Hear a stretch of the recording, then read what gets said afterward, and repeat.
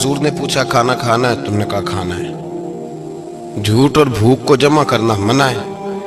कहा जी खाना है।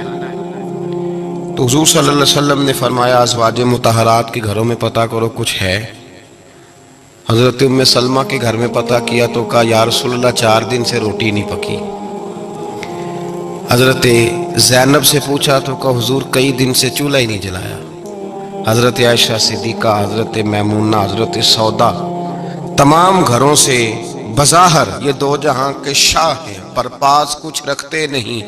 दो जहां की नेमतें हैं इनके खाली हाथ में। हर चीज़ है पर फ़क्र इख्तियारी है।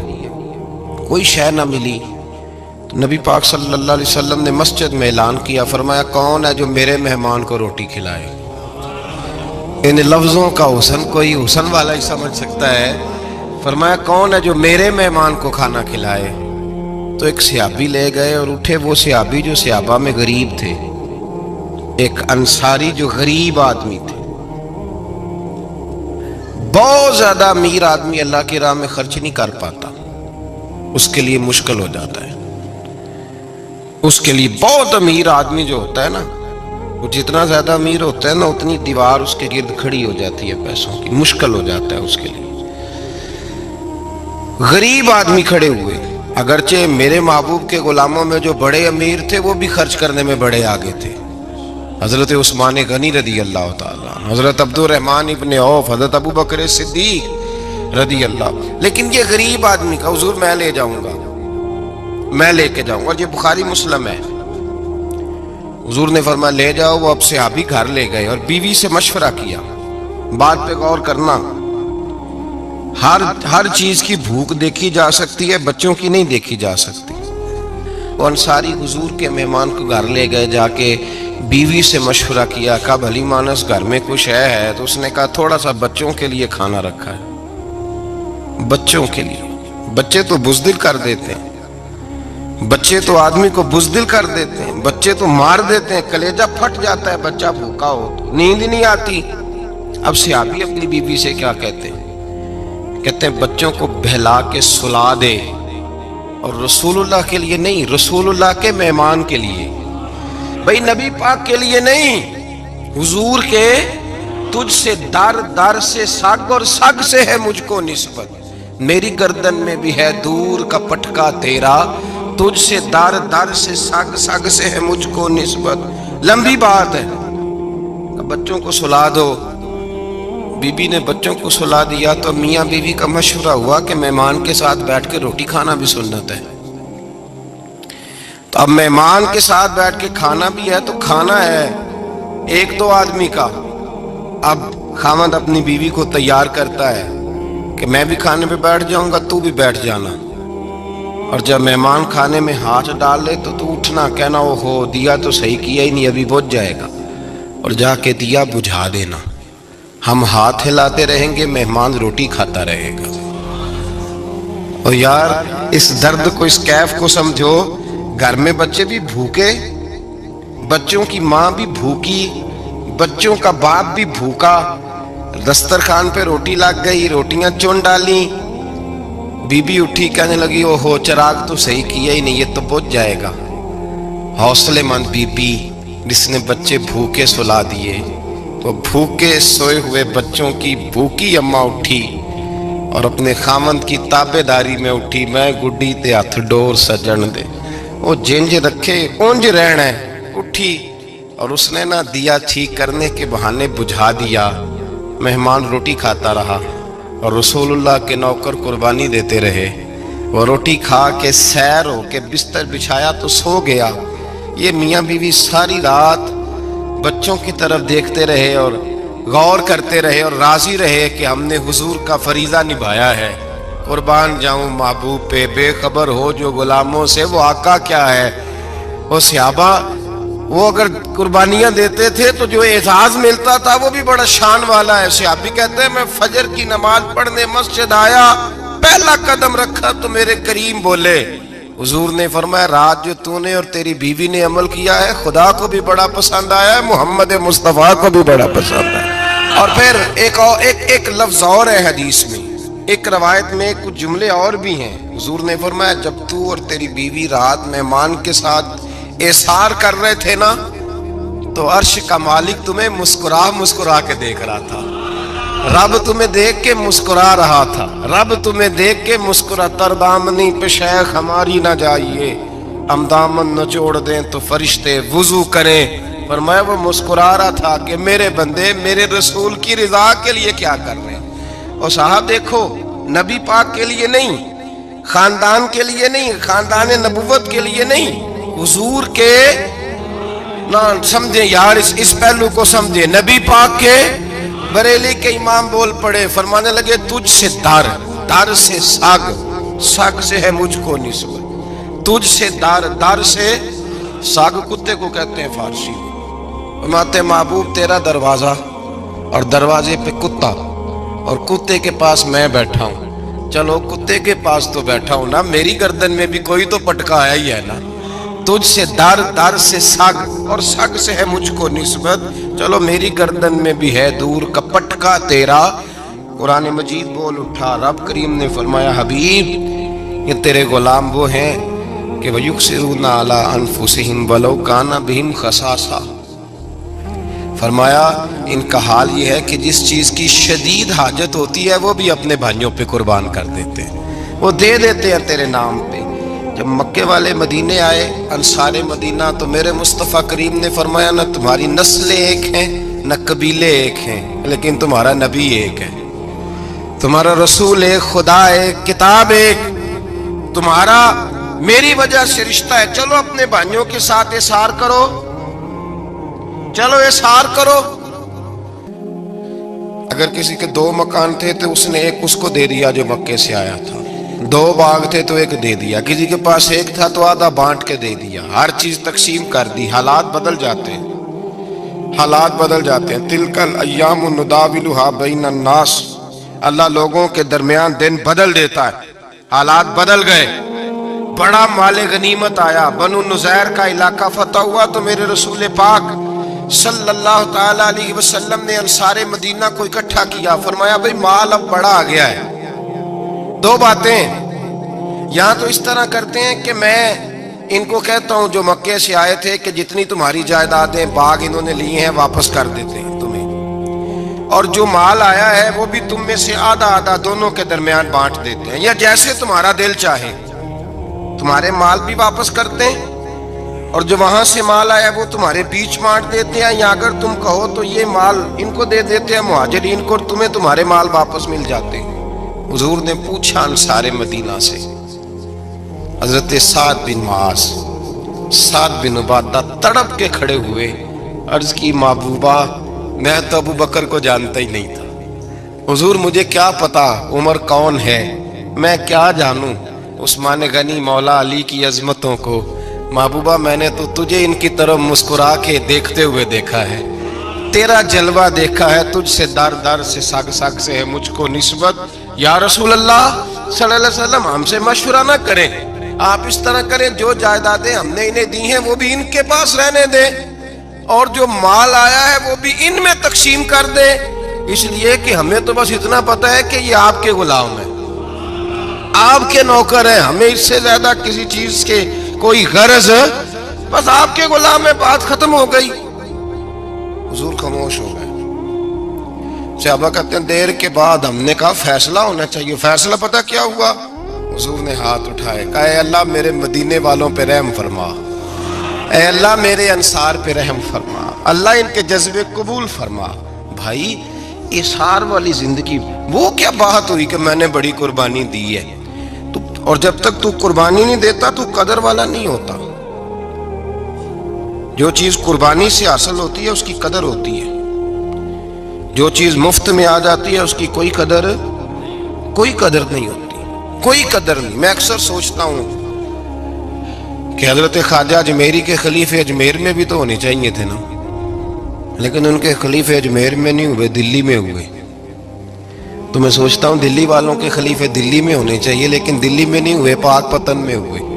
تو پاک پتن والوں کے یہاں ہو جاتے، اس لیے کہ قربانی جو دیتا ہے نا، جو دور سے چل کے آتا ہے وہ قربانی کرتا ہے، قربانی دیتا ہے، اس کو قدر زیادہ ہوتی ہے.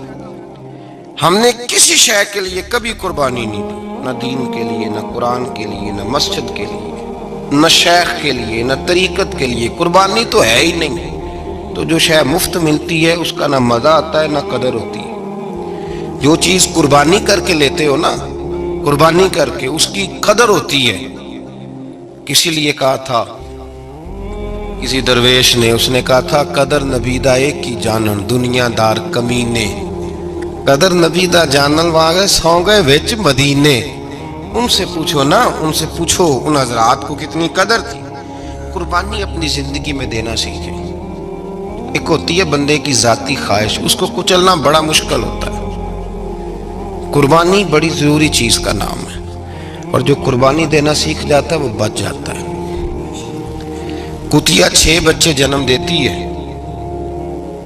لیکن قربانی نہیں نہ دیتی بچوں کی، تو ریوڑ نہیں بنتے، اجڑ نہیں بنتے۔ بکری 2 بچے پیدا کرتی ہے اور سال کے بعد ہزاروں بچوں، لاکھوں بچوں کی قربانی دیتی ہے، پر پھر بھی جدھر جاؤ بکرے ہی بکرے نظر آتے ہیں۔ جو قربانی دینا سیکھ جاتا ہے نا، یزید نے کوئی قربانی نہیں دی، اس لیے کوئی شخص بھی کھڑا ہو کے نہیں کہتا، حالانکہ 14-15 بیٹے تھے یزید کے، کوئی بھی کھڑا ہو کے نہیں کہتا میں اس کی نسل میں سے ہوں۔ امام حسین نے ساری قربانی دے دی۔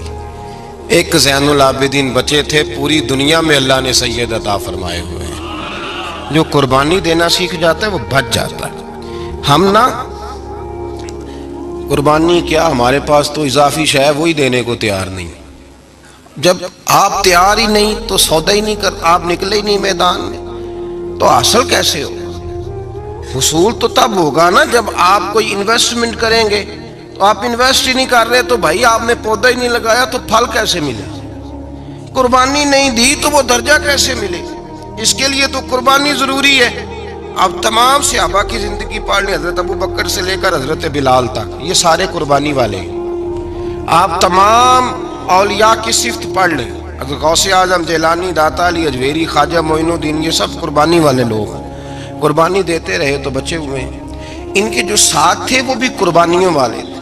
قربانی حصہ ہے طریقت کا، قربانی ضروری ہے۔ اور ہمارے صوفیاء تو کہتے ہیں جس شخص نے تصوف میں آ کے قربانی نہیں دی، بزرگوں کے پاس ایک شخص آیا، غالباً خواجہ نظام الدین محبوب الہی کی بات ہے، میرے ذہن میں نام پورا نہیں سما رہا، تو ایک مرید نے آ کے کہا حضور زکوٰۃ کتنی دینی ہے؟ فرمایا 2.5%۔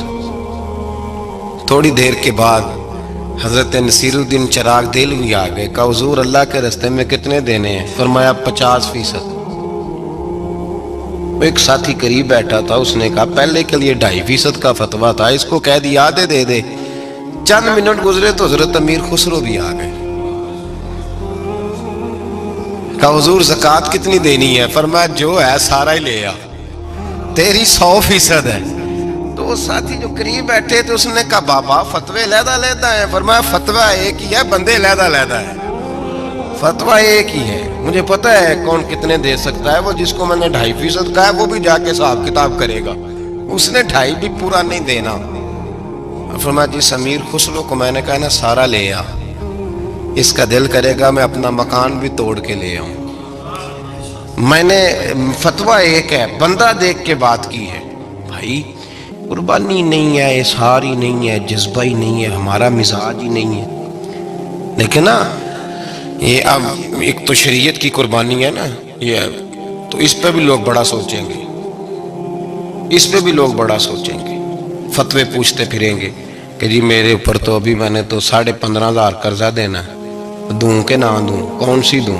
فتوے پوچھیں گے، دینے کی دفعہ فتوے پوچھیں گے اور لینے کی دفعہ چھٹی جو آتا ہے آنے دو۔ کبھی لینے کی دفعہ بھی فتویٰ پوچھنا صاحب کہ یہ مجھے اتنا مال آ رہا لے لوں کہ نہ لوں، وہ لے لیا، قابو کر لیا، جب دینے کی باری آئی تو فتویٰ احصار کرے۔ اور احصار صفت ہے مسلمان کی، یہ احصار کرنے لگتا ہے تو بچنے لگ جاتا ہے، اس کا فائدہ ہونے لگ جاتا ہے، قربانی دینے لگ جاتا ہے تو بچ جاتا ہے۔ کسی نے کہا تھا سن اے مسلمان، یہ نقطہ فیض قرآنی میں ہے، عظمت و اسلام اور مسلم صرف قربانی میں ہے۔ اگر تو جینا چاہتا ہے تو قربان ہو، اپنے مزاج میں قربانی اور ایک عیسائی اسکالر تھا امریکہ کا، صرف ایک حدیث پڑھ کے مسلمان ہو گیا، کلمہ ہی پڑھ گیا۔ حدیث کیا ہے؟ جنگ یرموک ہے۔ تو 7 صحابہ زخمی ہیں، چور چور زخموں سے لیٹے ہوئے، گرمی بڑی شدید ہے، العطش العطش، پیاس پیاس پیاس پکارے ایک صحابی۔ ایک آدمی دوڑا دوڑا آیا، پانی کا برتن ہاتھ میں ہے، اس کے منہ کے قریب پانی کیا تو قریب ایک اور زخمی نے کہا میں بھی پیاسا ہوں۔ زخموں سے چور چور شخص نے، میدان میں پڑے ہوئے آدمی نے کہا یار پہلے اسے پلا دو، وہ زیادہ پیاسا ہے۔ وہ کہتا ہے میں جب اس کے پاس گیا، اس کو پانی دینے لگا تو ایک آدمی قریب سے اور بولا یار میرے تو زبان پہ زخم ہے، دوڑ کے آؤ، بڑی پیاس۔ کہتا ہے میں نے پانی کا کٹورا اس کے قریب جو کیا تو چوتھا بول پڑا، اس نے کہا ادھر لے جاؤ یار میرا گزارا ہو جائے گا، کام چل جائے گا۔ وہ کہتا ہے 5واں بول پڑا تو چوتھے نے انکار کر دیا، میں نہیں پیوں گا، پہلے اس کے پاس لے جاؤ۔ کہتا ہے حد ہو گئی۔ 7ویں تک میں آیا، اور جب میں 7ویں تک آیا تو پہلے نے پھر چیخ ماری۔ تو فرماتے ہیں وہ 7واں کہنے لگا نہیں ادھر لے جا یار، اس کو پیاس زیادہ لگی ہوئی ہے۔ تو جب میں اس تک گیا تو وہ جام شہادت نوش کر چکا تھا۔ پلٹ کے دوسرے کے پاس آیا تو وہ بھی فوت ہو گیا، تیسرے کے پاس آیا تو وہ بھی رب کریم کی بارگاہ ناز میں حاضر ہو گیا، 7 شہید ہو گئے۔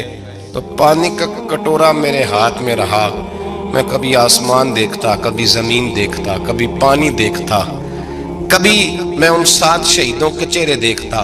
پھر دل میں خیال آیا یہ تو گردنیں کاٹنے والے تھے، یہ تو ایک دوسرے کو قتل کرنے والے تھے، یہ تو خون پینے والے تھے۔ آج یہ سارے اس لیے کر رہے ہیں کہ سارے محمد عربی کے غلام بن گئے، رسول اللہ صلی اللہ علیہ وسلم کے نوکر بن گئے۔ وہ کہتا میں نے حدیث پڑھی تو میں مسلمان ہو گیا۔ میں نے کہا یہ جذبے دنیا دار بندہ پیدا نہیں کر سکتا، یہ جس نے جذبہ پیدا کیا وہ اللہ کا سچا رسول ہے۔ میرے بھائی اظہار کا مزاج پیدا کریں۔ قربانی تو نہیں رہی معاشرے میں، اظہار ہی تو نہیں ہے۔ ہم روایتیں پڑھتے ہیں سنتے ہیں، لیکن آپ یقین کریں پنکھے کے نیچے مسجد میں کوئی دوسرے کو جگہ دینے کو تیار نہیں۔ پھر پنکھا ہے نا چل رہا ہے تو کوشش ہے کہ مجھے عین اس جگہ ملے جہاں پنکھا چل رہا ہے۔ اتنا بھی اظہار کرنے کو لوگ تیار نہیں، اتنا بھی، اور درجے بڑے بڑے لینے چاہتے ہیں، بڑے بڑے درجے۔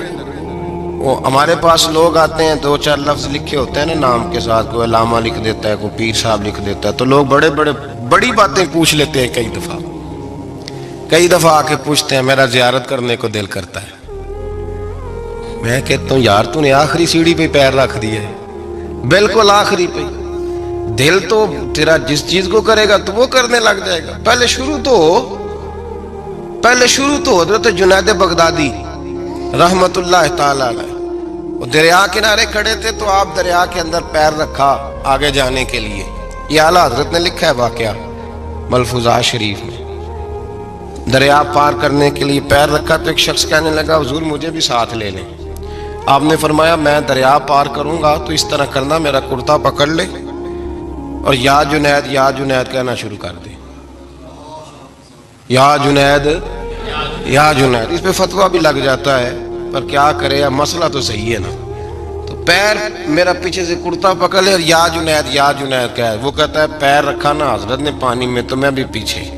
تو حضرت جنید بغدادی کیا کہتے ہیں یا رحمان یا اللہ، یا رحمان یا اللہ، وہ خود یہ پڑھ رہے ہیں اور مجھے لگایا یا جنید کہتے ہیں دریا میں وہ بھی چلنے لگے تو میں بھی، یوں لگا جیسے پکے فرش پہ چل رہے ہیں۔ کہتے تھوڑا سا گزرا تو میں نے کہا بابا خود یا رحمان یا اللہ کہہ رہا ہے اور مجھے یا جنید پہ لگایا ہوا ہے، تو چلو میں بھی یا رحمان یا اللہ پڑھتا ہوں۔ کہتے میں نے یا رحمان یا اللہ کہا تو میں ڈوبنے لگ گیا، دریا میں ڈوبنے لگا۔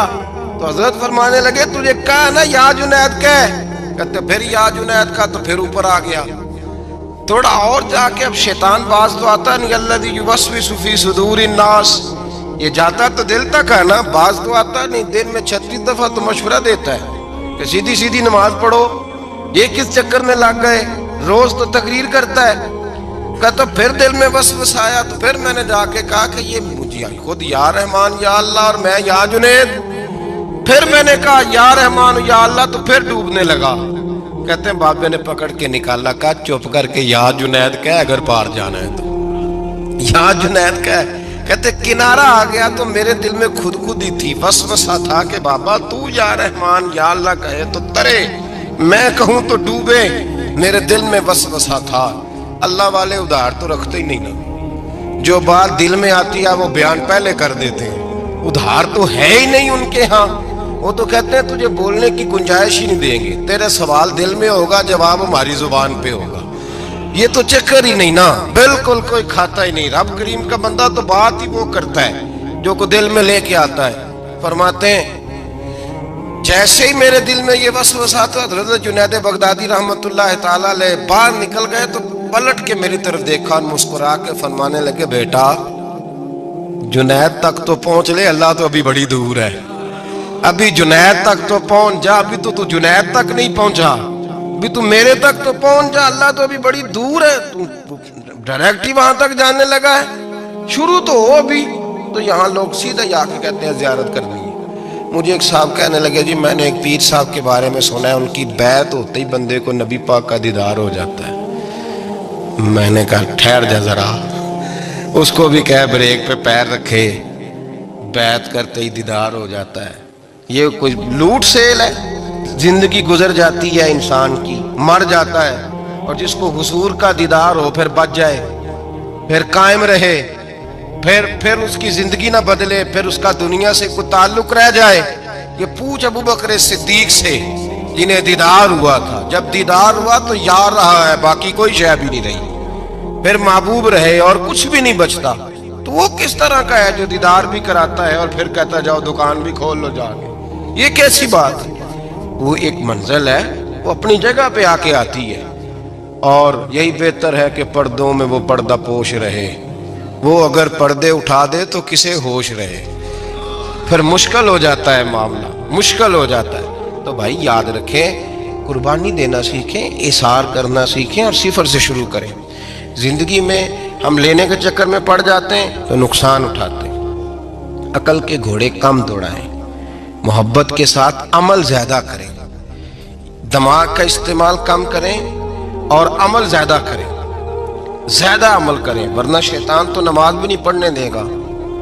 وہ تو کہے گا کہ جناب چلو ٹھیک ہے اللہ نے معافی کر دینا ہے، وہ تو کچھ بھی نہیں کرنے دے گا۔ دماغ کا استعمال کم کریں اور عمل زیادہ کریں، جد و جہد زیادہ کریں، اظہار کریں، قربانی کریں، اپنی زندگی میں کریں، کسی کے لیے کچھ اظہار کریں، کسی کو کچھ دیں۔ یہ جو ہم اولاد کے لیے قربانی دیتے ہیں نا، تو یہ قربانی نہیں ہوتی، یہ لالچ ہوتا ہے، یہ سودا ہے، پتہ ہے آپ کو؟ یہ سودا ہے۔ ہم بچپن میں ان کی خدمت کریں گے، یہ بڑھاپے میں ہماری خدمت کریں گے، تو یہ تو تجارت ہے، یہ کوئی اصول نہیں۔ میرے بچے بڑے ہو گئے تو مجھے خیر صلاح، یہ تجارت ہے بھائی، یہ تجارت ہے، یہ قربانی نہیں، تو تجارت ہے۔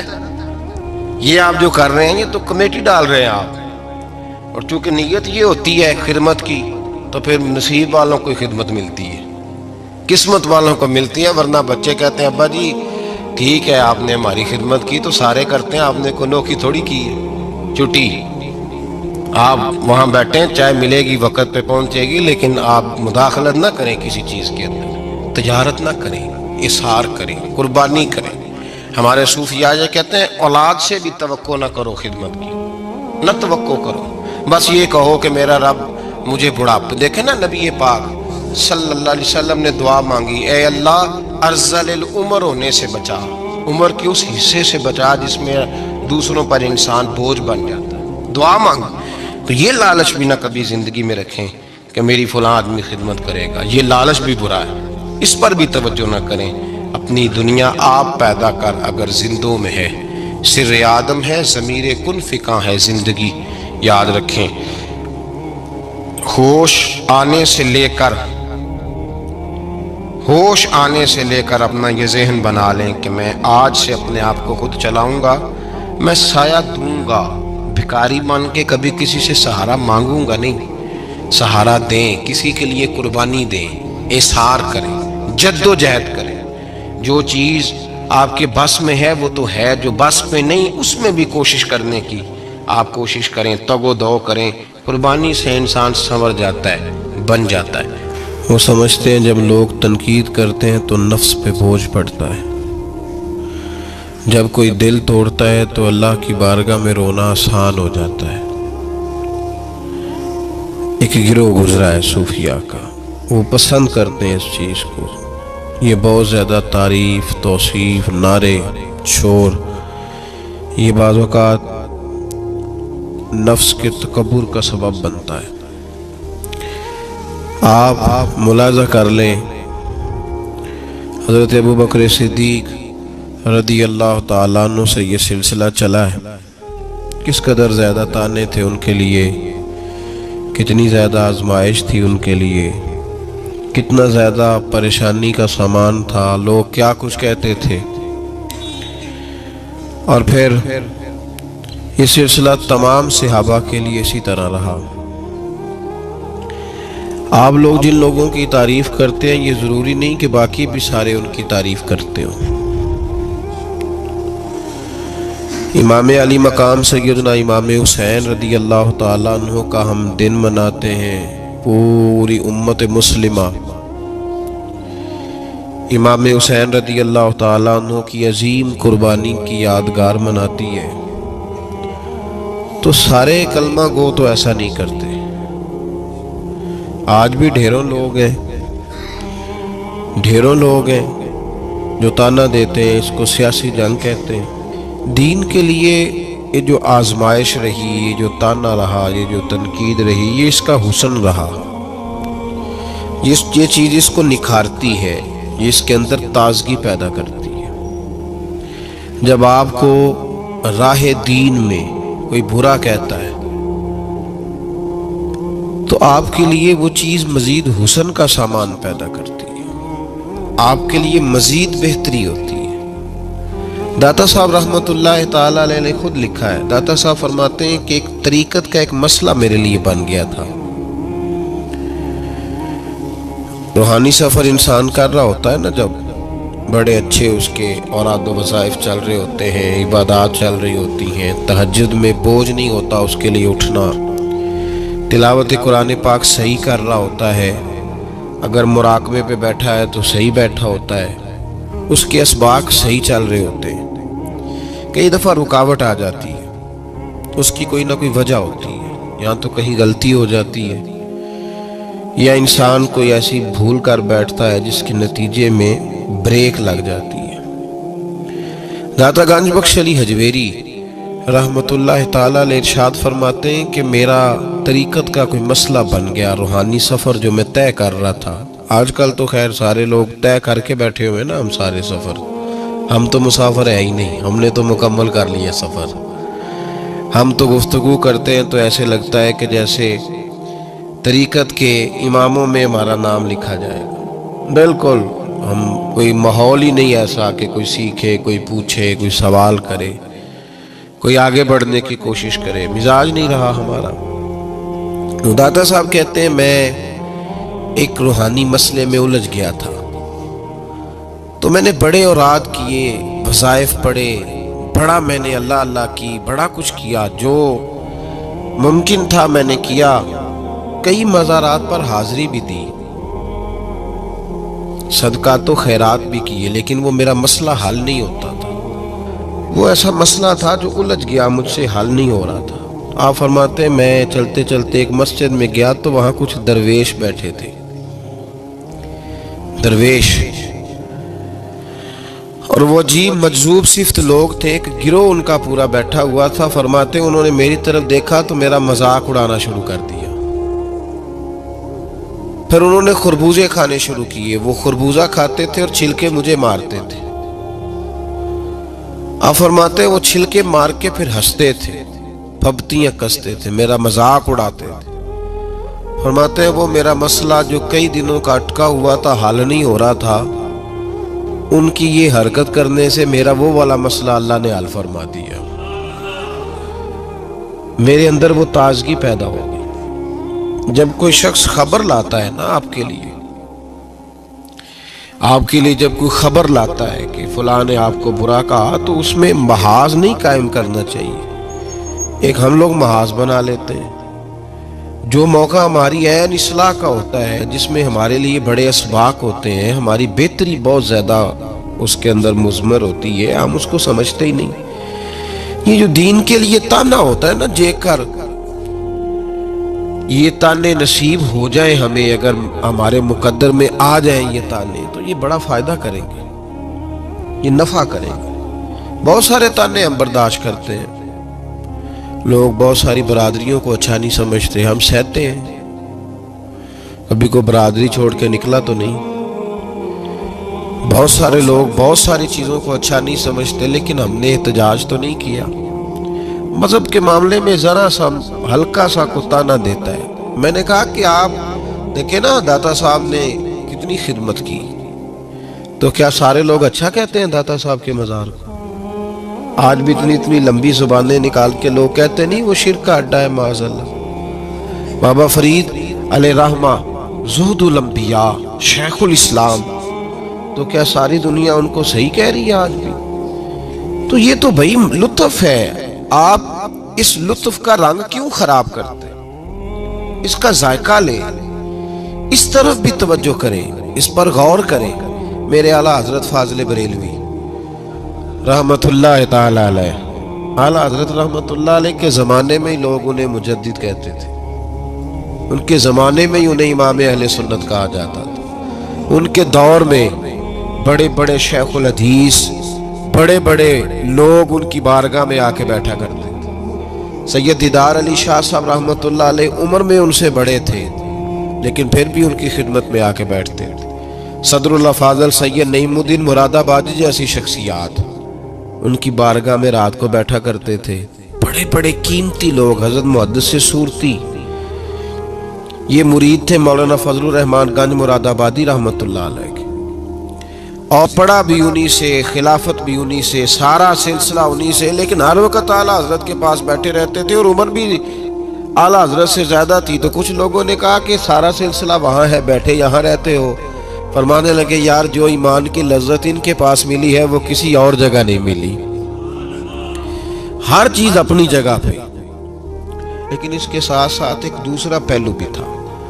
जिस तरह आज लोगों ने शोर डाला है ना, इतनी तनकीद शायद किसी शख्स पे होती हो जितनी फाजिल बरेलवी पे माज़अल्लाह की जाती है। लोग बिद्दती कह के, कब्र परस्त कह के, बड़ा कुछ कह के ताने नहीं देते, उन्हें इल्जामात नहीं लगते। तो ये आज नहीं शुरू हुए, ये उस जमाने में भी ये सिलसिला जारी था। हजरत मौलाना ज़फ़रुद्दीन साहब बिहारी रहमतुल्लाह ताला अलैह बहुत बड़े आलिम थे, बुखारी की शरह फरमाई, और आला हजरत के खुलफा में से थे, बड़े काबिल आदमी थे, बहुत बड़े आलिम थे। तो प्यार भी बड़ा था। जिससे मोहब्बत होती है उसकी गैरत भी इंसान के दिल में होनी चाहिए। तो खुतूत पढ़ने की और जवाब देने की ड्यूटी भी हजरत मौलाना ज़फ़रुद्दीन बिहारी रहमतुल्लाह अलैह की थी।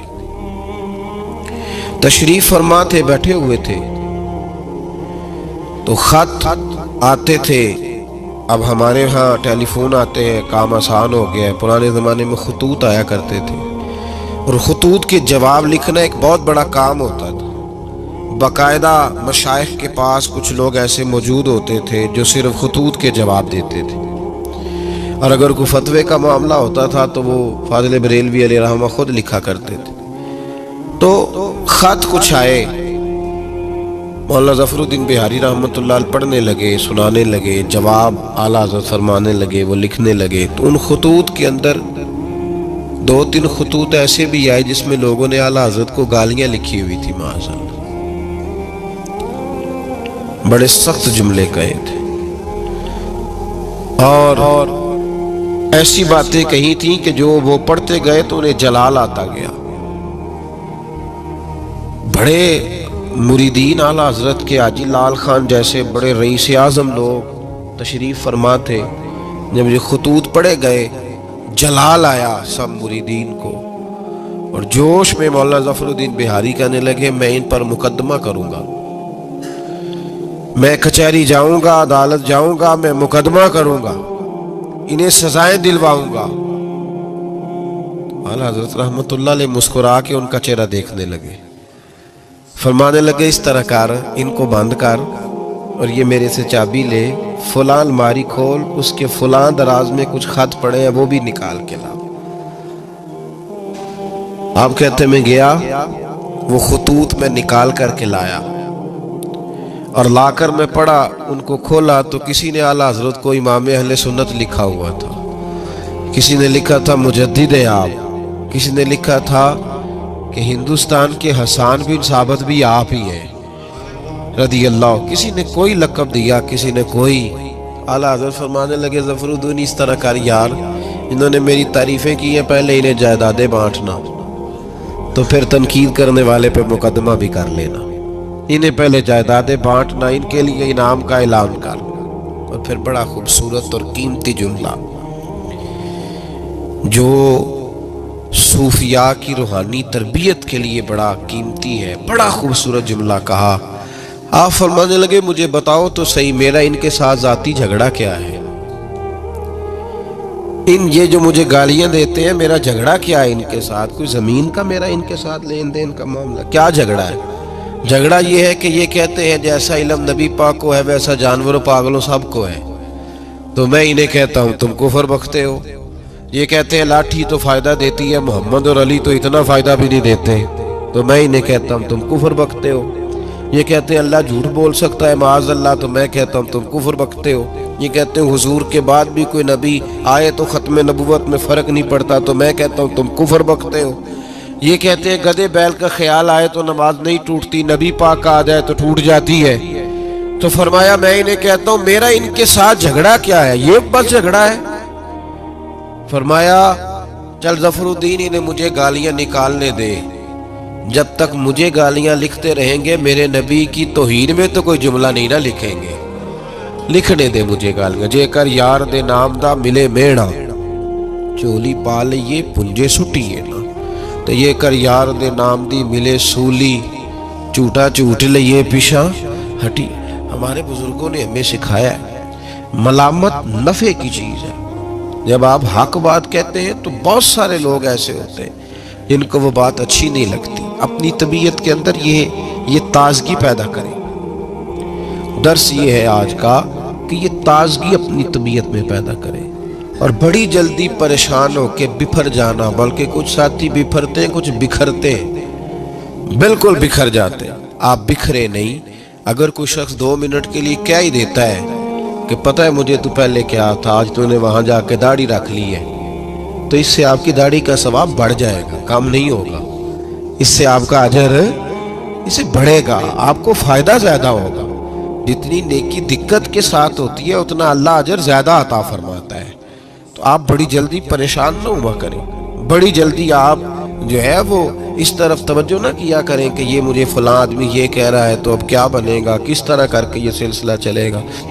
ये हमारे बुजुर्गों ने, हमारे मशाइख ने, हमारी तरबियत करने वालों ने ये असबाक हमें पढ़ाए कि इससे फ़ायदा होता है, इससे नफ़ा होता है। बहुत सारे लोग कहते हैं मैंने दाढ़ी रख ली तो मेरे अंदर बड़ी कमी है, तो लोग कहेंगे, बहुत सारे लोग ताना देते हैं दाढ़ी रख के तो इस तरह करता है। तो भाई बात ये है कि दाढ़ी रखने के बाद मासूम कौन हो जाता है? ये किसने फतवा दिया है कि जो रख ले वो मासूम है, अब उससे गलती नहीं होगी? तो गुनाह छोड़ने की कोशिश करनी चाहिए। बल्कि मेरा तो नज़रिया ये है कि दाढ़ी बहुत सारे गुनाहों से बचा लेती है बंदे को, बहुत सारी गुनाहों से दाढ़ी बंदे को ये महफूज कर लेती है। ये चीज़ें आपको बचाएंगी, आपका तारुफ बढ़ जाएगा, आपके लिए लोग अच्छे जुमले कहने लग जाएंगे, खैर का फिक्र आपके लिए अदा किया जाएगा। इसलिए नेकी के रास्ते में जब कोई आदमी किसी जगह पे किसी शख्स को बुरा कहे, फिर एक और सवाल है, उसका जवाब भी बड़ा ज़रूरी है। कहते हैं जब मैं बुरा था मुझे कोई तंग नहीं करता था, किसी की ताकत नहीं होती थी, अब मैं अच्छा हो गया हूँ तो सारे चढ़ाई कर जाते हैं। ओ भाई बात सुनो, बड़ी सादी सी बात, मैंने शायद पहले भी एक दफ़ा ये जुमला कहा था आपको समझाते हुए, फिर कहता हूँ। मेरे महबूब पाक सल्लल्लाहु ताला अलैहि वसल्लम की सीरत के जो कमालात हैं उनमें से एक बहुत बड़ा कमाल ये है कि नबी पाक की ज़ात तक लोगों की रसाई बड़ी आसान थी, आसान रसाई थी। किसी को मुश्किल, किसी को दिक्कत नहीं होती थी हुजूर तक पहुंचने में, आसान रसाई। अगर कोई शख्स समझने लग गया तेरे बारे में कि तुझे मैं कुछ कह लूंगा तो अब ये कुछ कहेगा नहीं, तो इसमें हर्ज क्या है, क्या हर्ज है।